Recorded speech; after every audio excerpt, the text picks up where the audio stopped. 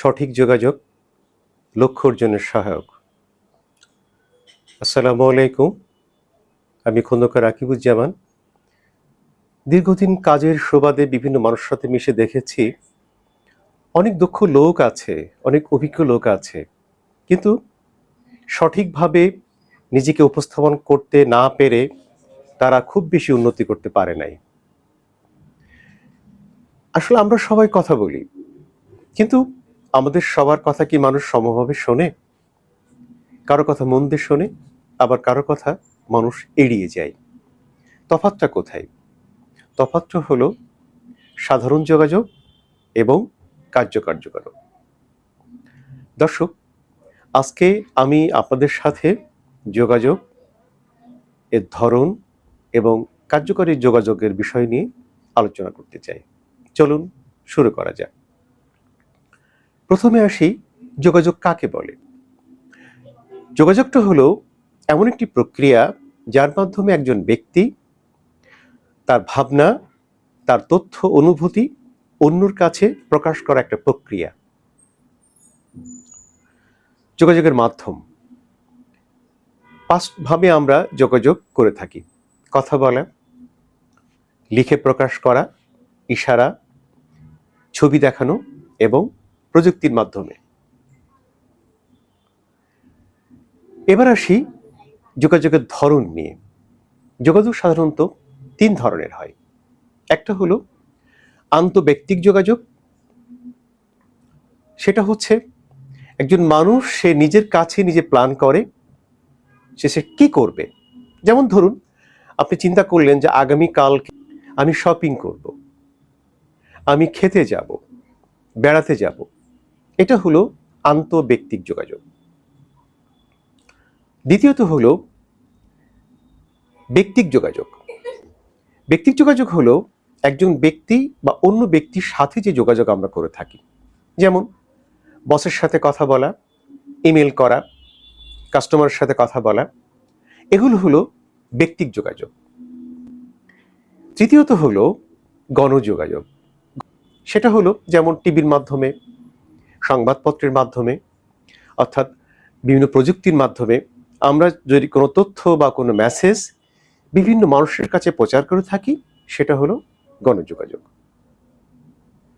এখন আমি অত্যন্ত গুরুত্বপূর্ণ বিষয় নিয়ে কথা বলতে চাই, সেটা হলো কার্যকর যোগাযোগ। কার্যকর যোগাযোগ মানে শুধুমাত্র সুন্দর সুন্দর কথা বলা না। কার্যকর যোগাযোগ হলো একটি মানুষের বোঝানোর ক্ষমতা। চলুন আমরা কার্যকর যোগাযোগের 7টি কৌশল নিয়ে আলোচনা করি। প্রথম কৌশল, যখন আপনি কারোর সাথে যোগাযোগ করবেন তার কথা মন দিয়ে শুনুন। অর্থাৎ সে কি ধরনের, তার অবস্থা সম্পর্কে জানুন, তার কথা মন দিয়ে শুনুন এবং তার কথা শুনে আপনি উত্তর দিন। তাহলে কথার গুরুত্ব পাবে এবং শ্রোতা আপনার কথা শুনবে।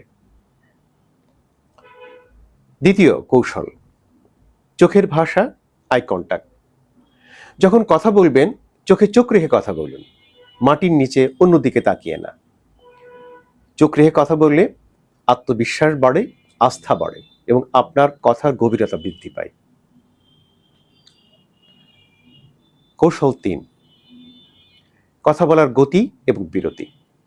যখন কথা বলবেন তখন আস্তে আস্তে স্পষ্ট উচ্চারণ করে প্রত্যেকটা শব্দ সুন্দর করে বলুন, যাতে শ্রোতা সে কথাগুলো সুন্দরভাবে বুঝতে পারে। এবং প্রয়োজনে যদি কোনো গুরুত্বপূর্ণ কথা হয় সেখানে 1 বা 2 সেকেন্ড পজ দিন, তাহলে কথাগুলো শ্রোতা ভালোভাবে শুনতে পারবে। এরপর আসুন কৌশল নাম্বার 4, স্পষ্ট এবং সংক্ষিপ্ততা। যখন কথা বলবেন তখন কথা অবশ্যই স্পষ্ট করে বলুন। অযথা এলোমেলো কথা না নাই ভালো, অপ্রাসঙ্গিক কথা না বলাই ভালো।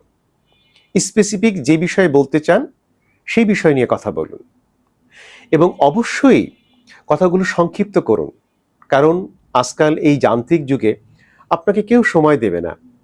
অতএব যে অল্প সময় পান সে অল্প সময়ের মধ্যেই আপনি আপনার কথাগুলো সেরে ফেলুন। কৌশল নাম্বার 5, শারীরিক ভাষা। অর্থাৎ মনে রাখবেন, আপনার চোখের চাহনি, আপনার হাত নাড়ানো, মুখের হাসি আপনার শব্দের চেয়েও বেশি শক্তিশালী। সেই জন্য যখন কথা বলবেন, হালকা মুখে হাসি রেখে, হাত নাড়িয়ে, চোখে চোখ রেখে, মুখ নাড়িয়ে সুন্দর করে কথা বলুন। তাহলে শ্রোতা আপনার কথা মন দিয়ে শুনবে। কৌশল নাম্বার 6, অর্থাৎ এমপ্যাথি। যখন কথা বলবেন তখন আপনাকে জানতে হবে শ্রোতার অবস্থা। শ্রোতা যদি অন্যমনস্ক থাকে তাহলে আপনি হাজারো কথা বলেন, সে কথা সে শুনবে না। ধরুন শ্রোতার বাবা মা অসুস্থ, স্ত্রী সন্তান অসুস্থ, সেই মানসিকতা নিয়ে তার সাথে আপনি যত ভালো কথা বলুন না কেন, তার মন থাকবে অন্যদিকে। সেই জন্যে তার অবস্থানে আপনার অবস্থান স্থাপন করে আপনি তার সাথে কথা বলুন। এবং সর্বশেষ গুরুত্বপূর্ণ কথা হলো ফিডব্যাক নেওয়া। আপনি যতই কথা বলুন, চেষ্টা করবেন শ্রোতার কাছে আপনার ফিডব্যাক চাওয়া, ফিডব্যাক নেওয়া। অর্থাৎ আপনি যে কথাগুলো বলছেন সেই কথাগুলো শ্রোতা কি মন দিয়ে শুনেছে? যদি শুনে থাকে তাহলে নিশ্চয়ই আপনার কথায় শ্রোতা ফিডব্যাক দেবে, উত্তর দেবে। এটা অত্যন্ত জরুরি। যদি কোনো কথার ফিডব্যাক না হয়, সে কথা বলার কোনো মূল্য নেই। এবং সর্বশেষে, কথা বলার শেষে আপনি শ্রোতাকে বা দর্শককে ধন্যবাদ দিন। একটি কথা মনে রাখবেন, মানুষ শব্দ ভুলে যায়, কিন্তু সেই শব্দ তার মনে যে অনুভূতি সৃষ্টি করে সেটা কখনোই ভোলে না। আজ আর নয়, ধন্যবাদ আমার কথা শোনার জন্যে। আবার দেখা হবে, আবার কথা হবে। ধন্যবাদ। আল্লাহ হাফেজ।